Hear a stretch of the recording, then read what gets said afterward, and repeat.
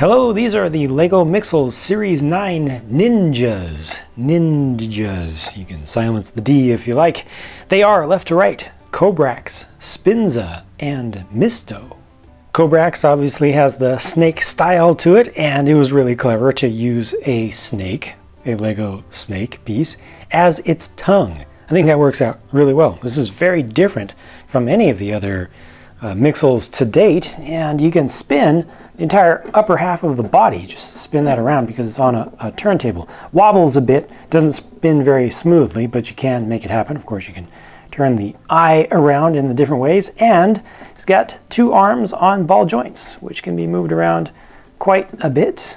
Those are oriented in good ways, so you can strike in different ways. The most interesting thing about this to me is the inclusion of a new color for these ingot pieces. Two of those used on the front gives it a little extra texture, a little scaliness to the design.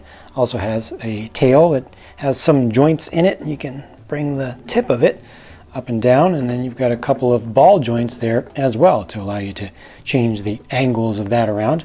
The back of the head looks pretty nice. You know, it's a pretty simple build, but like I say, it's just very different, and I think it is successful as a Mixel. Cobrax is also the one from this tribe that comes with a Nixel with an N, and this is like a wannabe ninja Nixel in this case. Pretty funny looking, interesting, different print for the front, but you know, the build is pretty common. Spinza, of course, is also able to spin around. That would be a real shame if he wasn't able to with his name. A little bit of different style of main rotation point there, but works out. Uses 3 legs, so he can be going in any direction, he can be looking in any direction. Those legs are just on hinged joints, so they're only able to move straight up and down, but it does allow him to kind of lean forward into something, or he can kind of lean back as well, or maybe back and off to one side. See, that's a useful pose also for this type of character. My favorite thing about this one is the inclusion of the clip piece here to represent a headband that he's got on. I think that was pretty clever. And these are really good eyes too. They're ones that they haven't used a lot, but they're very expressive. And you can open this mouth quite wide, but you can rotate these eyes around to very easily get very different. Oh, this one's getting stuck on me now. Don't do that in the video. Come on. Come on, I have to take the whole thing apart. No, I'm not going to cut. I'm not going to stop at this point. You will not defeat me, Spinza. There. Yeah, take that. That's what you get for getting your eyes stuck there. But yeah, you can very easily completely change the expression with those. So those are really cool pieces, those prints. And this guy also has the ball joints for the arms, which gives him a lot of range of motion. So he can have his katanas up, down, back, behind his back, kind of like that, you know, because you know he can spin around completely, so he can be attacking you from behind, or from his back at least. So another one that's pretty successful. I don't like the body design of this one quite so much with the legs, but the face looks good, and it has plenty of posability and expressiveness. Mysto is going for that not sensei woo kind of look with the facial hair and the hat and everything and the staff weapon. But this is the most human-like of the tribe, and that's awkward to me because normally with Mixels, you know, you get things that are more animal-like or alien in their design. So this one's a little bit strange to me in how not strange it really is. I guess you don't see a proper human face there, but still very, very humanoid.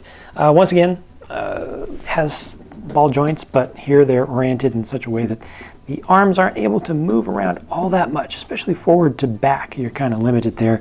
You're able to rotate this around though with the staff weapon. That's very important for its attacks. This one is able to swivel around, but you're limited by those side pieces, you know, the kind of sideburns, or I don't know if that's supposed to be mustache or what that's supposed to be, but you know, you have to bring the arm down till you can turn part way, and then you kind of have to move this out of the way. So it's limited there, but at least you are able to rotate this side to side. The hat is actually on a ball joint itself, so that can be moved around. So, you know, right there, he looks like he's really, the wise one, and he's being very careful and sneaky. But then you do like that, and you just see the whole eyes. It completely changes his personality and the look of him. Also has a little bit of white hair under there. That's what those tooth pieces are representing up above. So this one works out okay. A little bit of limitation as usual with the legs on this one. So you can balance off to the side like that. But that's kind of the limit on that one. No walking poses or anything. And these eyes can be rotated around, but they don't change the expression just too much. The most that you're going to do, I think, with this one to change what he looks like in the face is to move the hat around. I think that's the biggest, most important thing. And those are the Mixels Nindjas. Which of these is your favorite? My personal favorite between these three is Spinza. I just think it's a very expressive character, and you can pose it all kinds of different ways. And I really like the little bit of a headband. It's just clever. Cobrax is a very different design as well, and I appreciate that. I also like the Nixel that it comes with. Definitely my least favorite of these three, as you could tell by now, is Mysto. Those are just my choices, though. Again, please do share which is your favorite out of the three and what you think about this tribe on the whole. Thanks in advance for your feedback, and I will talk to you again soon.